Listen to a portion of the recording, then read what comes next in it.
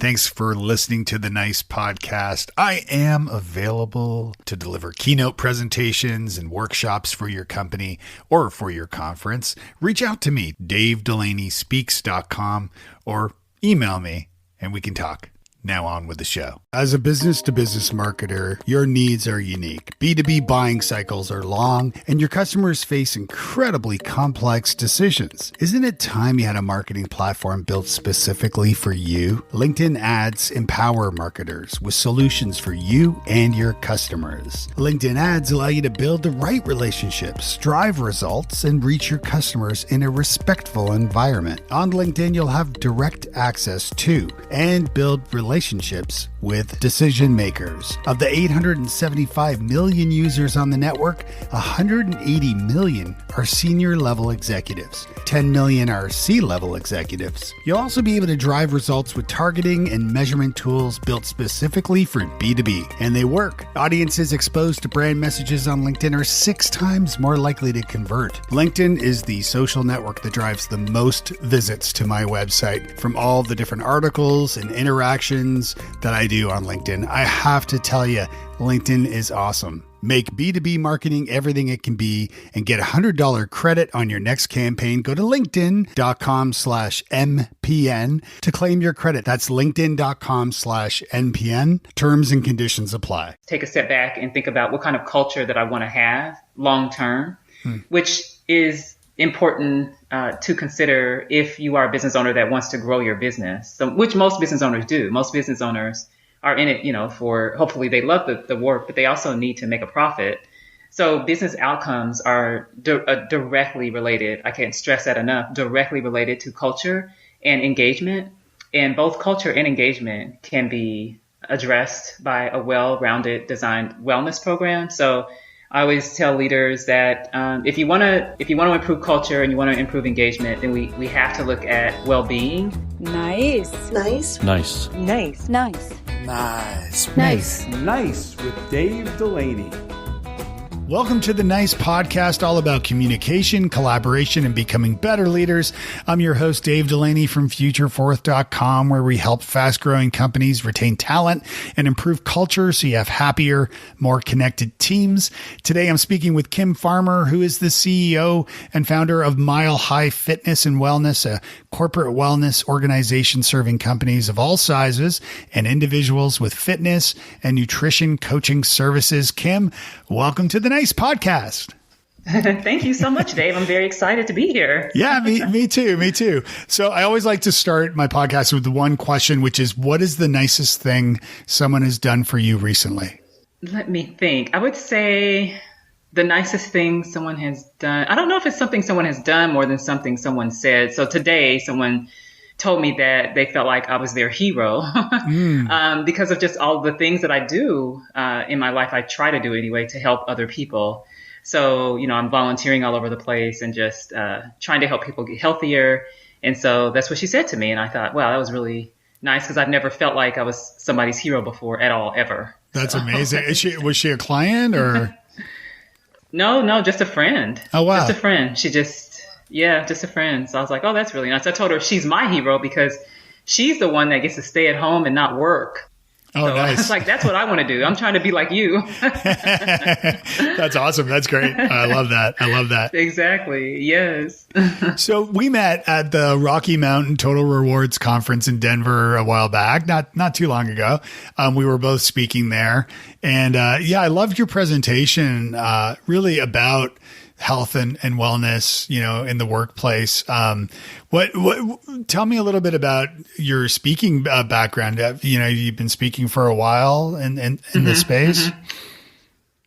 Yeah. So I started speaking probably about 15 years ago, whenever I started my business, which is to help individuals and groups of people in organizations become the healthiest that they can. So when I first started speaking, it was mainly for nonprofits and just giving away, just trying to help, like I said, help communities get healthier. So I was just volunteering for like the American Heart Association, Diabetes Association, and just helping communities become more educated and hopefully more inspired to move more and eat better.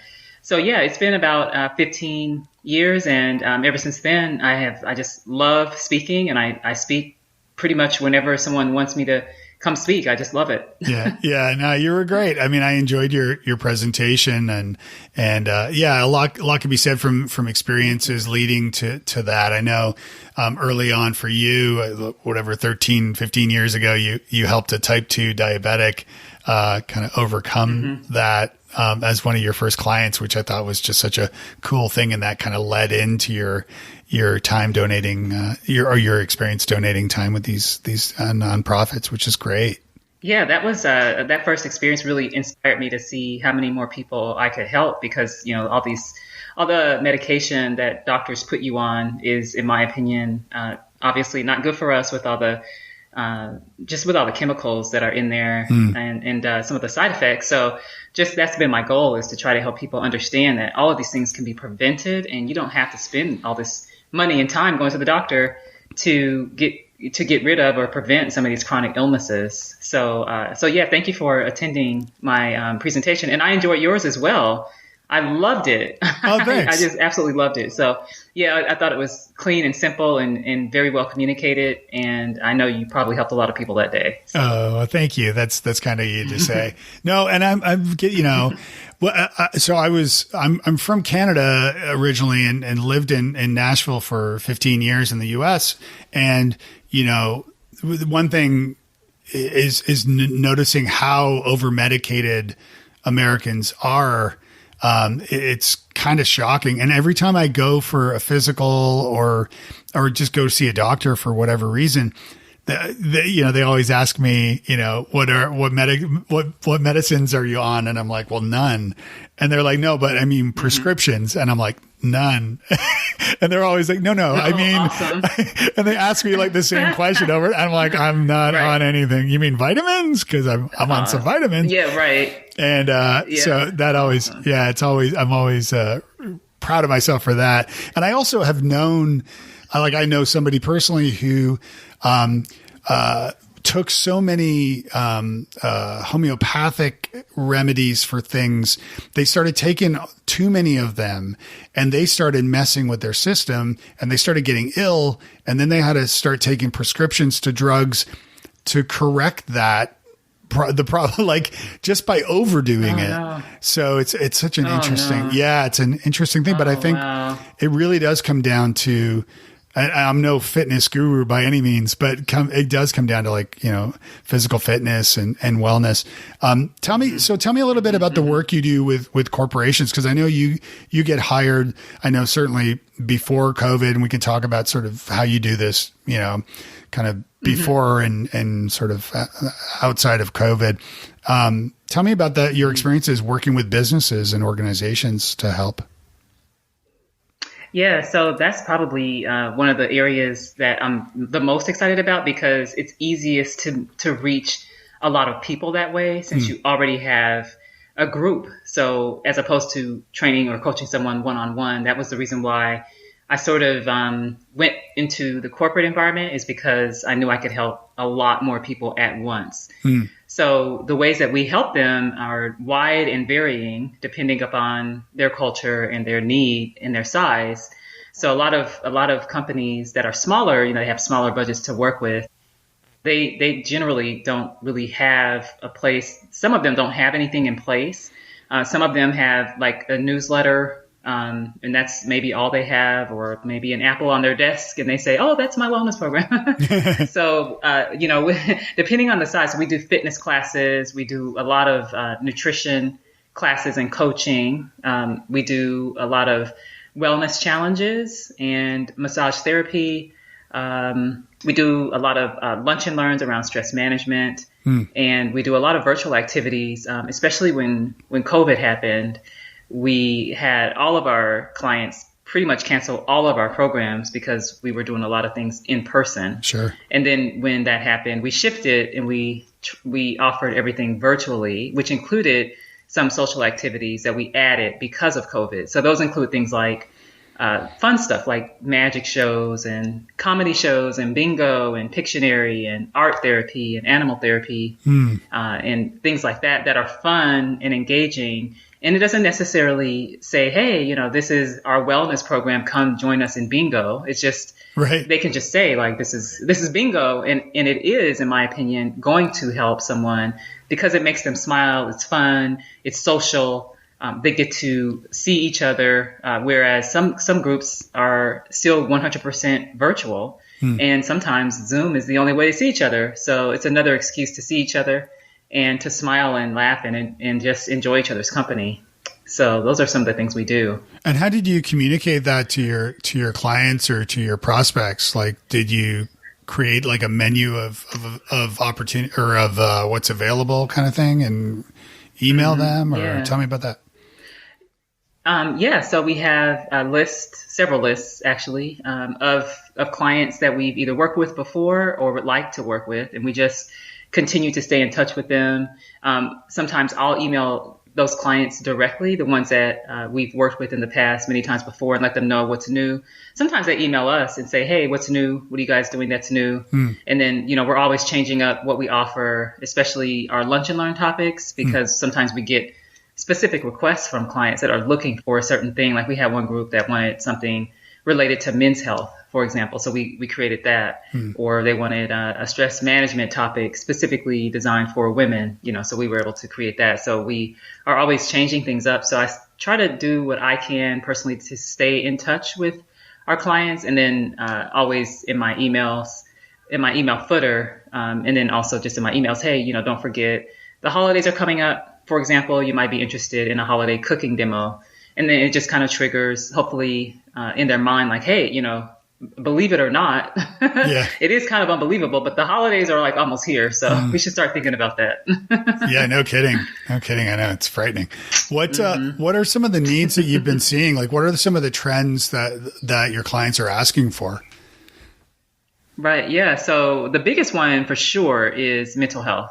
So mental health resources are pretty much at the top of the list for almost every group that I know. Right now, there's a lot of people that are, experiencing anxiety and stress because of all the things that are happening in our world right now. So I would say that's probably the most common. The second challenge that I hear a lot about is just the difficulty in getting people to engage and to recreate that social component of wellness that was so easy to have when you're in person. And it's very challenging. It's more challenging, I should say, when you are in a virtual environment.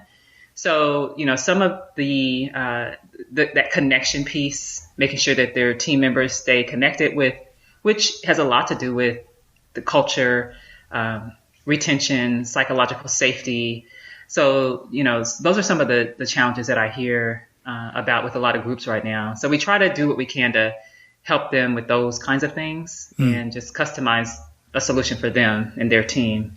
What are some tips that you've seen work well for not combating mental health, but tending to mental health as it pertains to like virtual trainings and things? So what are some of the things that you've seen?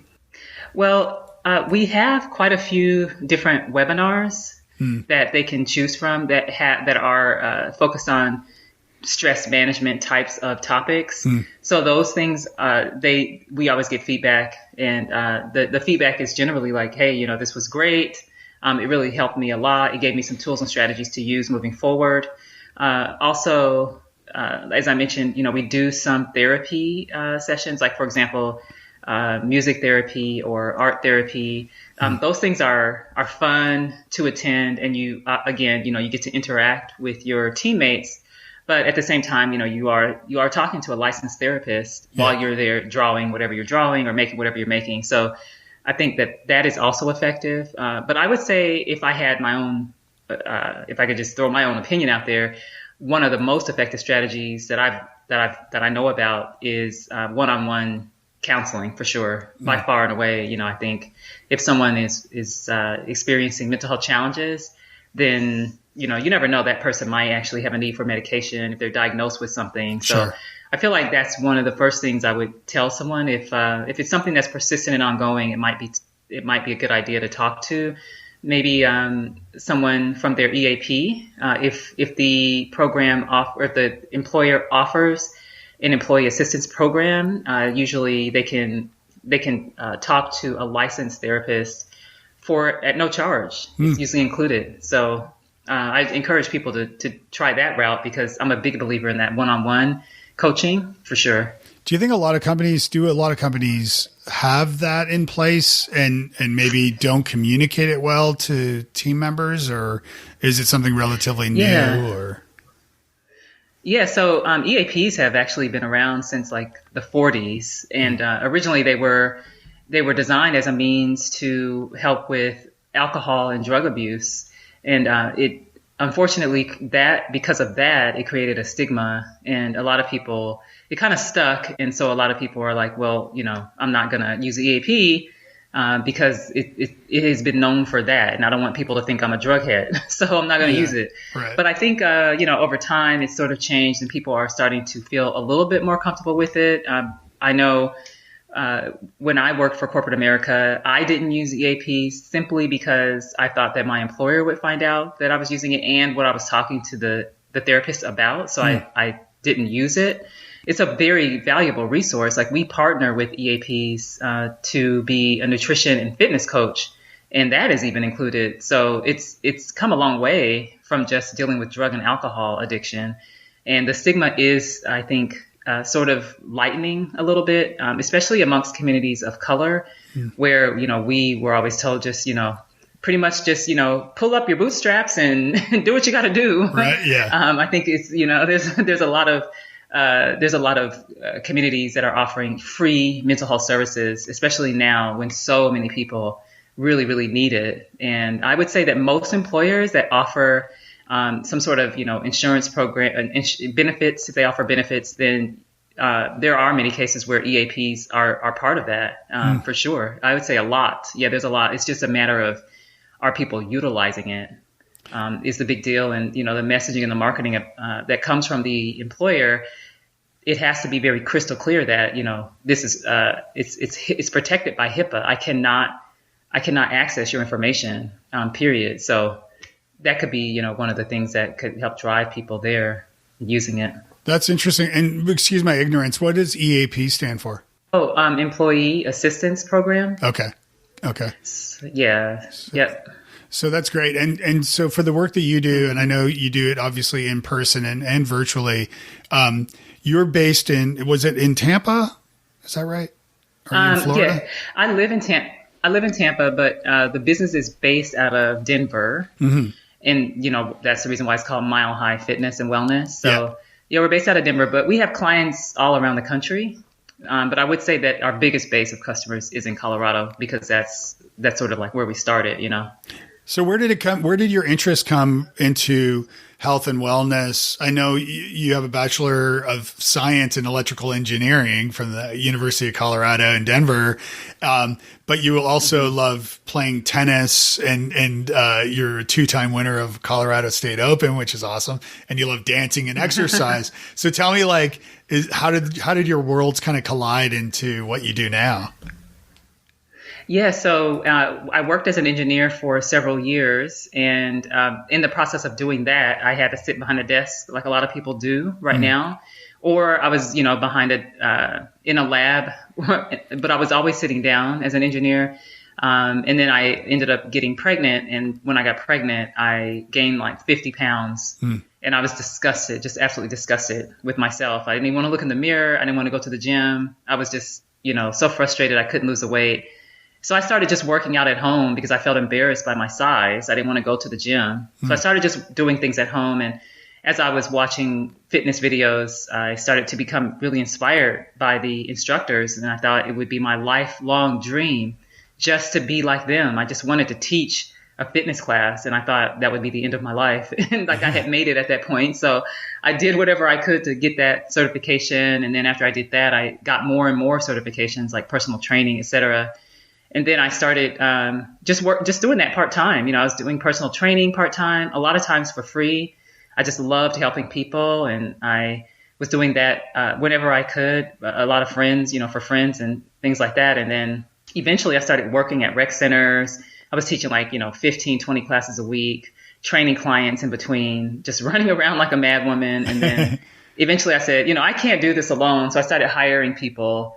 And then it started growing and growing and growing. And that's sort of how it happened. And in the meantime, I have to say, I do sometimes miss the world of engineering. I still am a pretty technical person. I love math and science still to this day. But now my career doesn't give me the chance to do that kind of stuff. But I do get a taste of it because my son is now going to the same school for engineering. So, nice. I'm always trying to peek in on what he's doing, but he's doing civil, which is not electrical. So that's poor. But I'm glad he's doing engineering. Yeah. That's awesome. That's really cool. He's kind of following in your footsteps. Yeah. I love it. So, and you mentioned the folks that you have working with you. Are they employees or are they contract workers? How does that work? Are you outsourcing some? So a combination. Yeah, a combination of both. Sometimes they're subcontractors. Sometimes they're employees. Like we get clients sometimes that just want like a one-time deal. So we work with clients of all sizes, and we literally walk the talk when we say that we do whatever we can to meet you where you are. That's our tagline. We meet you where you are. So regardless of your budget, your size, your location, your fitness level, we meet you where you are. So if we get small clients, they might just want one yoga class series. So we might hire someone just for that, and then they roll off, and that's it. That's the end. But most of the time our clients renew, and they enjoy the classes, and so they want more. And so in that case, we have instructors that have been with us literally for, 5, 6, 7 years. These days, I will say that it is tougher. It has been a little bit tougher to get people to work in person. We've all gotten so used to working from home and not having to drive anywhere. So the same is true for fitness instructors. We work virtually during COVID, and now you want me to do what? You want me to leave the house to go teach? Right. How much are you paying me for that? Right. So it has been a little bit more challenging, but we have a combination of subs and employees, it seems to be working out. I don't know that we'll get back to the level of business that we had before COVID. I don't know if that'll happen. Times have changed quite a bit, so we'll see what happens. But either way, I just always have my nose to the grindstone every single day, just trying to help people. So we'll see what happens. Yeah. Are there specific industries that you serve? I know you serve all sorts of different companies, but do you find that there's one particular, an industry that's more prevalent in working with you than others? Or tell me about that. I would say, let me see. Well, we work with literally all kinds of verticals: hospitals, schools, banks. We work with apartment complexes, school districts, senior living facilities. So I like to say we work with people ages 5 to 95 because we literally do. So we work with kids and we work with seniors. I would say if I had to choose one of those, I would say just most of our clients are private, just private companies, not necessarily attached to, any city or government, although we do work with cities and governments. But I would say they're just usually, employer groups, maybe they've got 500 employees and they just want to get something going for wellness or something better, than what they have for wellness, and they reach out. So I can't really say that there's been like one particular industry that we've worked with more than another, to be honest. Yeah. It's interesting. It's just a lot of fun. Yeah, no, I mean, it does sound like it. And I think my wife, at the very beginning of the pandemic, we decided to hire a virtual trainer. And so we already had like a treadmill and some weights, and gosh, the price of weights skyrocketed during the pandemic, during the quarantine. I think everybody was doing it. But we learned a lot during that process and still do it too. But I do find that I've had not to bore you with my gory details, but I've had some back problems. And, so I've been actually seeing a PT, getting physical therapy twice a week for the last couple of months. And, I honestly I do find in person is always better, just because if you're doing something wrong, it's hard. It depends on the device you're using, I guess, of whether you can see the client. What are your experiences with that? Like, do people? Yeah. Because I mean, in person, it's easy to see like, oh my gosh, why are you doing that? Like, that's totally wrong. Right. we're virtually, on an app. It's like, well, you just have to hope they're doing it right.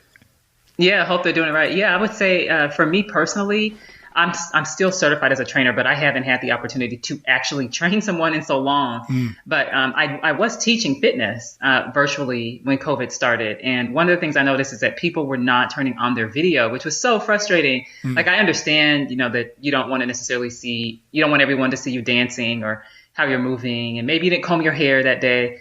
But for the instructor, you're literally teaching to a black screen, when no one shows their video, and you can't see their form. So for our yoga instructors that teach virtually, all I can do is hope that people have their video on. But of course, a good instructor is always going to cue on, good form, just as a trainer, is always going to cue on good form, regardless of how well they can see you or not. But if they can't adjust, like, I agree that being in person would allow the trainer to actually manually adjust you so that you do have the proper alignment. Yeah. And that is difficult virtually. But I would say that I would definitely prefer that someone get help virtually if they need it than not at all. True. And if it's possible to meet in person, then I would highly encourage that, because I just don't see, I can see so many more benefits to meeting a trainer in person than virtual, for sure. Yeah. If you can. Yeah, it makes sense. And also, I feel the pain of the trainer in that way too, because as a speaker, I do a lot of presentations and training, and I do a lot of it virtually now. And so it's difficult if you don't have like a live audience that you see. Yeah, it's difficult to know if your jokes are any good. Yeah, exactly. And they're all on mute. Right. Yeah. And you're just laughing to yourself. But I'm excited to hear that you and your wife, it sounds like, got a trainer. That's awesome. Yeah. I hope it's helping. I hope it helped. Oh yeah. It's been very helpful for sure. Tell me a little bit about procrastination, because I know you've got like a motivational book and CD, and I call 10 strategies to stop procrastinating and become your healthiest today. So tell me a little bit about overcoming procrastination as it applies, because I know this is something like everybody knows. They're like you'd have to be like, I don't know, but you have to know, like, everybody knows health and wellness. Like, that is something I should be spending time thinking about and doing. Yes. Why do we procrastinate, and how can we overcome it? Freelancing and online marketing often looks ideal from the outside, but what's inside? Many time-consuming challenges. SEMrush offers over 50 tools and reports to assist you in every step of your routine, from competitive and keyword research to link building and technical SEO. SEMrush is your digital team member. Let's hit it off. Grab your free trial today and see measurable results. Go to bit.ly/SEMrushMPN. That's bit.ly, bit.ly/SEMrushMPN. Right. Yeah, that's true. I mean, I was just giving a speech the other day, and I said that I don't have to sit here and tell you guys things that you already know. And I even posed the question to the group, just basic questions like, how many servings of fruits and vegetables are we supposed to get? How much exercise are we supposed to get? All the things that we know we're supposed to do. And of course, they all knew the answer. And then the next question is, how many of you are doing it? And of course, there's less feedback on that question. So there's always excuses. We are constantly making up reasons, trying to justify why we're not doing something that we should be doing, that we know we're supposed to do. I even have like a visual, and it says what does procrastination look like? And it's 3 circles. One of them says things I know that I should do, things that I want to do, and then a box over here on the side all by itself that says things that I do when I procrastinate. So they're separate. It's always things that you know that you should be doing, but then it's like your attention, you get distracted, and you find mundane tasks to fill the time when you know that you're supposed to get something done. Yeah. So we procrastinate with things because it starts back to it goes back to your mindset. So I talk a lot about mindset whenever I do presentations for groups of people that are looking for help with lifestyle change. So I have some examples that I give, some very poignant results from different focus groups. that I give that help people understand that it all starts with a thought. Everything that we do or don't do, all of it starts with a single thought. So from there, once you have a thought, then you can set in place certain triggers that will then modify whatever the behavior is that you're used to doing in order to create or get rid of habits. So it's all about creating good habits and getting rid of bad habits so that you don't have to think about what you're going to do next, because you've done it enough times to now where it's a habit and you don't even have to think about it anymore. You just get up. Like, for example, with me, I don't even think about it. I just get up immediately. The first thing I do is put on my tennis shoes. It just doesn't even matter what else happens. I have to do that. So it's just a habit now for me. It doesn't even require a thought. So that's where you want to get to is where you have done something so long, and it takes way more than 21 days to form a habit. Like that's what people say, but that's a myth that came from a cosmetic surgeon who I think his name was Dr. Maltz. And he did a study to find out how long does it take for someone to get used to the cosmetic surgery that I performed on them. And it was 21 days. But it actually takes about 64 days to form a habit. Right. And so we have to get used to forming habits, which goes back to your thinking patterns and creating triggers so that you can then have behavior that follows. So I tell people, just try to pair things up. Like every time you go to the bathroom, I know it sounds weird, but when you go to the bathroom, every single time, you're going to do 10 wall push-ups. And then pretty soon, it's like your brain, you're almost brainwashing your brain. And eventually you'll go to the bathroom and you'll do 10. And eventually, hopefully my hope is that you say, well, 10's not really enough. I'm going to go ahead and take the next, 10 minutes and do push-ups. That's really what I would like to see happen over time. So it takes time to perform habits. And then pretty soon you're not procrastinating anymore because it's just like clockwork. It's a habit. So yeah, a lot of it has to do with motivation as well, though. Sometimes we lack the motivation to get moving, and that goes back to mindset as well. Everything goes back to mindset. Yeah, it's interesting. I'm a big believer in that. I actually started. Well, I've dabbled in meditation over the years, but I started taking it more seriously over the last couple of years to the point that I have a daily habit now that I do. But with mindfulness, I find is incredibly helpful too. Just being aware, like for example, because I live on the internet and I've always had a big interest in media and how the internet how propaganda spreads and misinformation and all these things. But just like the point about like when you see a news headline online, and I'm aware now that I'm like, as soon as I see something that gets me so angry, I'm like, I'm angry, and then I'm like, wait a minute, it worked. Like exactly, that's what they're trying to do. I mean, that's what they do. If it bleeds, it leads, right? Trying to get me to click links and please advertisers. So it's important to always be mindful, both. Yeah, but in both ways, But I I almost like the idea of like going to the bathroom and actually even having like a Post-it note, like having visual cues as well, or visual reminders on the wall to say, drop and do 10, or whatever. Yeah. Exactly. And it sounds like you're doing the right thing, not on any medication. Like I'm going to like give you a big round of applause for that, because that's huge. I love that. So you're doing something right in your life. You're eating right. You're moving. All of that. Yeah. Well, I never said eating right. Great. I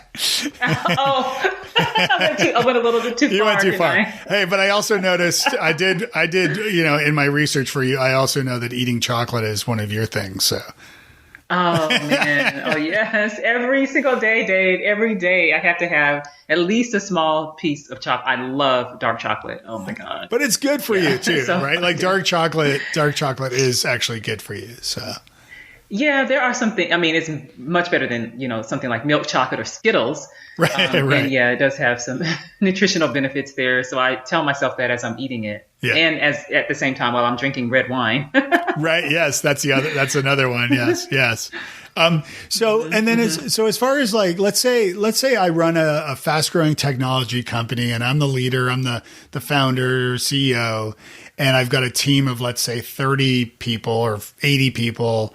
And, but the great resignation is still alive and kicking and people are leaving and things are stressful. And I'm trying to, spin the plates and balance all the things. What would you recommend I do in that case to retain talent and encourage my team members to live happier, healthier lives? Yeah, so there's so many things, as I'm sure you know, that play into retention, and that's really what you're talking about, is trying to keep the good people that you have, so that you're not, spending money on getting more people in the door.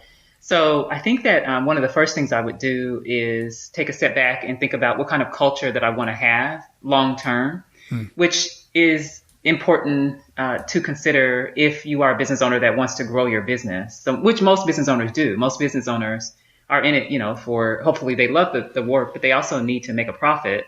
So business outcomes are directly related. I can't stress that enough. Directly related to culture and engagement.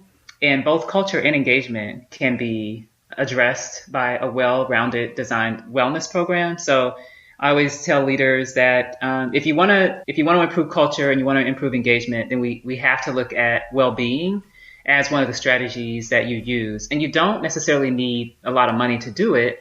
But one of the things that I've learned almost more than anything else is, like I said before, the whole psychological safety thing, which has to do with people feeling safe, being themselves when they come to work, feeling safe, expressing their own opinions when they're at work, voicing whatever challenges to the status quo that they have. They want to come to work and feel that they're valued, appreciated, accepted, respected.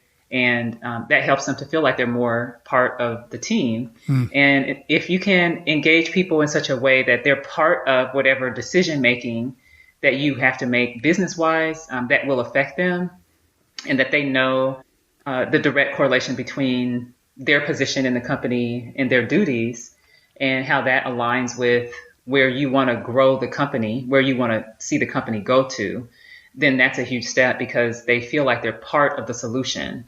And if you can make them part of the solution to, let's say, some existing problem that you're having, then they feel even more part of the solution. They feel valued. They feel that you care about what they think. And having those conversations with employees often, I think, is one of the most important things for leaders to do as well. Just having impromptu conversations. I remember when I worked, one of my first employers, the managers at my first employer, she was actually the reason I stayed as long as I did, because she would call me in her office every now and then, and we would just have just what it felt like to me was just a conversation. I'm sure she had some other underlying reason that I didn't know about, but to me, it felt like she cared about me. It felt like she was trying to help me grow in this particular job. She wanted me to connect with directors in other areas when I would tell her about where my interest lies. And she was very, very good about connecting me with other leaders in the organization so I could move around if I wanted to.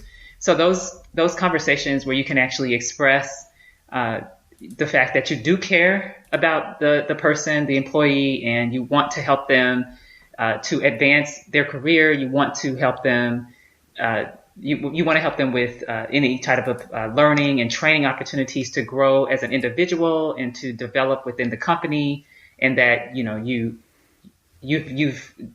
definitely aligned where you see the company going with what they bring to the table. Those are almost like stay interviews. It ties right along with that, having these frequent stay interviews so that people can be vulnerable and express like, hey, I don't really like the way this is going, or I love the way this is going. And feeling okay being vulnerable, which means that you also have to be vulnerable as well.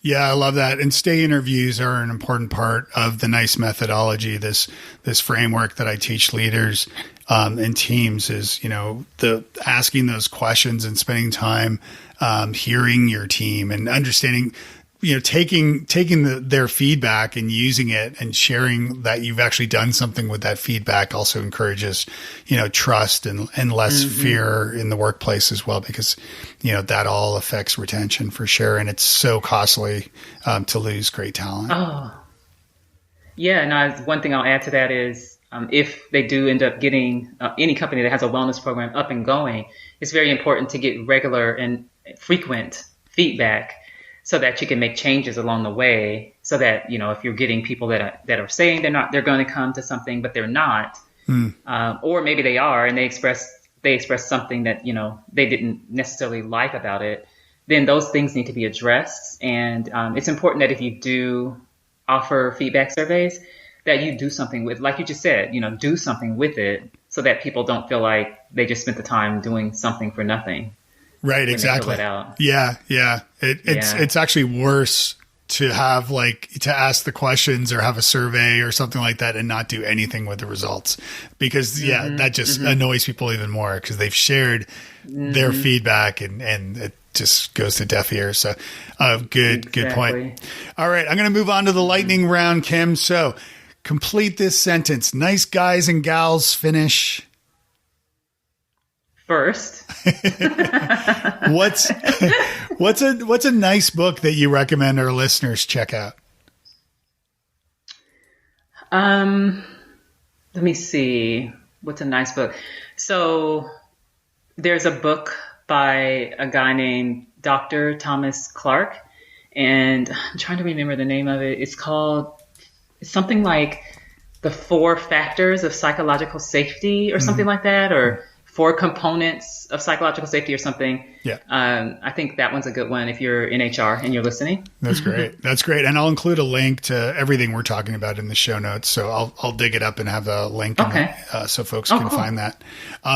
So how is Kim nice to herself? Well, Kim loves, I almost need to put myself on a chain around my leg or something, because I love tennis, but it's not doing good things for me these days. I've got a bad knee. You know what happens when you get old? Yeah. Things start wearing out. So I have a bad knee, and that's, really problematic for me when I play tennis, but I can't stop playing tennis. I'm absolutely addicted. I'm done. So I would say, that's one of the ways that Kim is nice to herself is when I play tennis, I literally feel no stress. Everything just disappears, and I just feel happy and free. And I love the way it makes me feel. And also dancing. I love to dance. It makes me feel the same way. That's excellent. If you had a billboard, what would it say? It would say, I would probably take the quote, I think it's from Gandhi, that says, "Be the change in the world that you want to see." Yeah, I love that. I like that one. Yeah, I like that too. Kim, thank you so much for spending time with me and for being on the podcast today. How can folks get a hold of you and learn more about what you do? Oh, yeah. I'm on LinkedIn, Kim Farmer. Also, our website is milehighfitness.com, and our email address is thrive@milehighfitness.com. That's awesome. And we're on social everywhere. Also, Mile High Fitness. Yeah. Great. Well, thank you so much again for being here today. It was fun. You're welcome. Thanks for having me. I appreciate it. Thanks for listening to the Nice Podcast. I would love to include your voice on this show. If you have comments or questions regarding this episode or any episode, whether you might have some nice communications tips of your own, visit friend.nicepodcast.co. There, you can record an audio comment, and I expect you'll hear it on an upcoming episode. Theme song is Little Jane May, and the end song is Funny Feeling by Alistair Crystal at alistaircrystal.ca. And we'll see you next time. Be nice.